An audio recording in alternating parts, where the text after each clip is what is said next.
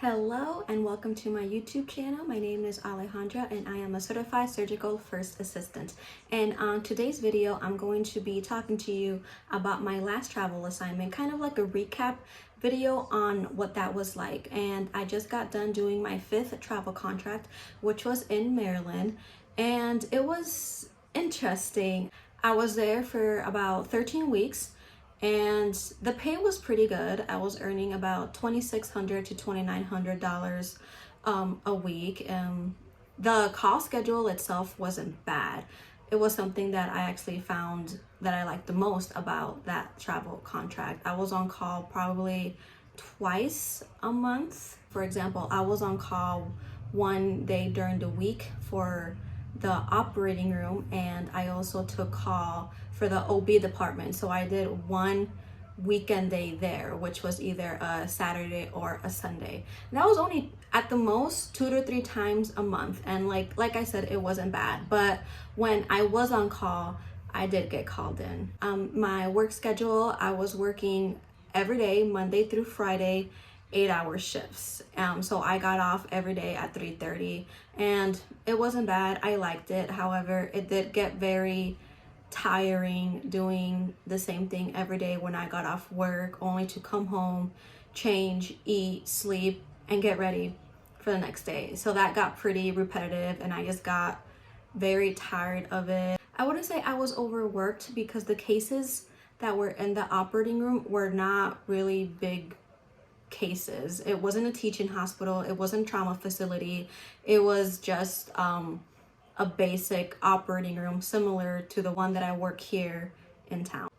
When I first got there, I did some robotic training for a couple weeks, so that was nice, kind of a refresher. I did robotics starting out in my career about 3 years ago, so I knew what to do, but I needed like a person there kind of letting me know, what the next steps are. But after a while, I was like, oh, hey, it all came back to me, so that was pretty good. I got to assist in GYN cases and general cases, and as well as colorectal. When I wasn't doing robotics, I was put in a lot of general and GYN cases. A lot of general cases like hernias, lap choles, appies, colon resections, and then GYN cases, your hysterectomies, laparoscopic cases, DNCs. Like, the facility itself wasn't bad. I can tell that the hospital didn't take pride in how they presented themselves to people who were not from there. Like, for example, I'm just gonna be honest and transparent here. Like, on my first day, I found like trash in the parking lot, and then like that's something I'm not used to seeing in hospitals. That kind of letting me know that that you don't take pride in how your hospital looks like for people who are not from there. I don't know if it's because I'm from the Midwest, if I'm from Minnesota, that I'm used to people being nice in the morning, or maybe that was, I don't know, maybe people there are just not morning people, but like I'm used to being greeted at the door, or like vice versa. I will greet you in the morning if I see you with like, oh, hey, good morning, not just hey, put on your mask, which was actually said to me on my first day. So the OR staff, they were nice to me. They were very welcoming. I didn't feel any tension or like anything negative coming off towards them whenever I was interacting with them. However, there were certain people in management that I didn't feel comfortable talking to. It was just from our first encounter, I got really weird energy from them. I don't know if it's because they were having a bad day, and that just kind of set our tone for our relationship moving forward, or maybe that's just how that person was. It was just very weird to me to have someone in management talk to their staff that way. There was a lot of micromanaging as well, and I was micromanaged before, but not to this extent. For example, they will constantly tell you to keep busy, keep off your phones, don't be in the break room, and of course you shouldn't have your phone while you're working. But for example, like if I'm going to the bathroom quick in between my cases, like I will go check my phone, and use the restroom and then come back. No, they wanted you to keep busy at all times. Management will come into your room, either peek in the window, open the door, pretend they're looking for so and so, or pretend, you know, they're in the wrong room just to make sure that you're doing something, that you're keeping busy. For example, I had someone tell me that management wants to catch you doing something just so they can get you in trouble, or just so they can talk to you. And I'm just like, why? There it was a lot of travelers, so maybe they had like some bad experiences there, but like I'm not like that, and I did leave on a good note. But still, I never experienced management like that. The surgeons were nice, didn't have any issues with anyone. They were all just very helpful, and they were appreciative of the help. And you know, just going back to management, I didn't like how they ran certain things. Like, I'm only a first assist, like I don't have any management experience, or I don't know how things work in the hierarchy in the OR. But for this hospital, they were very strict about their turnover time. What a turnover is in the operating room is from the moment the patient leaves the operating room, we are given a certain amount of time to clean the operating room, wipe everything down, and prepare for the next case. For some reason, like and for this hospital, as soon as the patient left the operating room, the next patient should be back in 30 minutes, which to me, it wasn't like, that seemed reasonable. I feel like on my last assignment, our turnover times were much quicker, but there was a lot more help. There was a turnover team per se. There were people designated to, as soon as the patient leaves the room, that team was already there, ready to wipe everything down. Versus at this hospital in Maryland, the turnover team, the housekeepers per se, the operating room assistants, the auras, there were only 2 people, and they didn't move as fast as you would want them to move. They were great people, like they were very friendly, they were very helpful, they were actually very appreciative of me, a traveler, helping them turn over the room. And then when I talked to the auras, talked to them how long they've been here and so on and so forth, they would be like, well, like, it is what it is, basically. So, they did have the same feelings that I felt towards management and the hospital. And like I said, they were just helpful for anyone to help them clean the rooms, because apparently there's not a lot of turnover help in the unit. But at the same time, management wants us to have these quick turnovers, but you're not telling your staff to come over and clean the room. Management was also talking to them that they need to go and clean rooms faster, just so we can meet the turnover quota, whatever, for the week, for the month, or for the year. And I just found it interesting how management wants us to have fast turnovers, but at the same time, the people who are afloat, the people who were not assigned a room, they weren't willing to help the rooms turn over.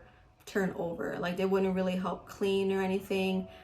I noticed that in my first month. However, as time went on, that shift gradually did happen, but there were still certain staff who would grab their instruments, grab their trays, bring them around, and either go to the bathroom for like 15 minutes or go to the break room for however long, because they know that someone will clean their room and they don't really have to clean it, because like I said, like, they know someone will clean their room. Like, there was there were specific times where like I did turn over a room by myself. I didn't complain, I didn't tell anyone, but that's just how I was. If I'm in a room and that's my room for the day, then I'm responsible for it, to clean it, to turn over, to bring in the next case card, and to set up and to help open. I know I said that I didn't have any trouble with any staff, but like, I did find it really hard to work with certain people who were always complaining about management, who were always complaining about the hospital. And these were from travelers, and specifically like older people, like older experienced travelers, who did nothing but complain and be negative all the time. And who wants to be around that all day? I didn't. So when I first got there, I did interact with those individuals for a short amount of time, but that interaction itself was just like dreadful. Like, I don't want to hear negativity. If you don't like it, then leave. Like, stop talking about this, stop talking about that. Just just do what you need to do. No one wants to be around that negativity. So those were my thoughts on that facility. Like, if I had to rate it from a scale of 1 through 10, 1 being the worst, 1 being the best hospital ever that I've ever worked in, I would have to give it like a 4. Like, I don't want to go back there. If I see the name, then, you know, I would avoid it just for that specific reason. Like, it sucks because certain staff members were just very nice, and like I said, the call schedule wasn't bad, but it was just the higher up people, like management. Like, I just couldn't see myself returning back, or like I couldn't see myself working there permanently. So right now I am taking about a month off, which is one of the best things about being a traveler, that you have freedom. You have control of your time. I am PRN at the hospital here back at home, so I am working as needed. I am picking up one through 2 shifts a week, which isn't bad. So I have some income coming in, but for the most part, I'm enjoying my time off. I have deserved this time off. I'm catching up on things, doing some housework, doing some stuff around my apartment, just exploring different hobbies, and, just enjoying my time. For my next assignment, I do want to keep close to home, but it is hard finding a job in the Midwest. The surrounding states are the first states that I look at when I'm ready to look at a new assignment. But if the money is good somewhere else, well, then that's where I have to go. Right now, I am focused on paying off my student loans. If I find a nice high-paying contract, outside my vicinity, outside my 12-hour drive, then I may have to take it. But if I find one close to home, that's even better, because just the past year I've traveled really far away from home, like over 1,000 miles, and like it's not bad, but at the same time it is. Like, I miss my family, I miss my fiance, I miss just being close to people that I know. So right now I am looking for a start date at the end of May, and from what recruiters tell me, right now it is kind of a slow season, so there's not a lot of jobs available, and I guess it's pretty typical around the same time of the year. So like the ending of spring to the beginning of summer is kind of slow. I don't know why. I guess, like, you would think that it would be the most busiest because kids are out of school, maybe certain staff take time off during this year, so this hospital needs this many people. For example, the holidays, the fourth quarter, is it? Yeah. So the fourth quarter of every year, so like the last few months of the year, that's the most busiest because patients are trying to get in, meet their deductibles, and get all the surgery done before the end of the year. And it kind of slows down in the beginning and, towards the middle of the year. And then slowly but surely, it will pick up again at the end of the year. So those were my thoughts for my last assignment. That was my 5th travel assignment. And I'm looking forward to my 6th travel assignment. I am open to going anywhere, but like I mentioned earlier, if I can find a place close to home, well, that's perfect. Let me know if you enjoyed this video and what you want to see next for me. I do want to make a video on how to look for jobs for travel certified surgical first assistants, but I only have my iPhone and my iPad. I don't have much technology to work from, so I'll have to figure out how to do that so I can show you from my phone or from my iPad, just so you can see what it's like for someone like me to look for jobs. And I'll give you a few tips on what to look out for and what to avoid with certain job agencies. And that will conclude today's video.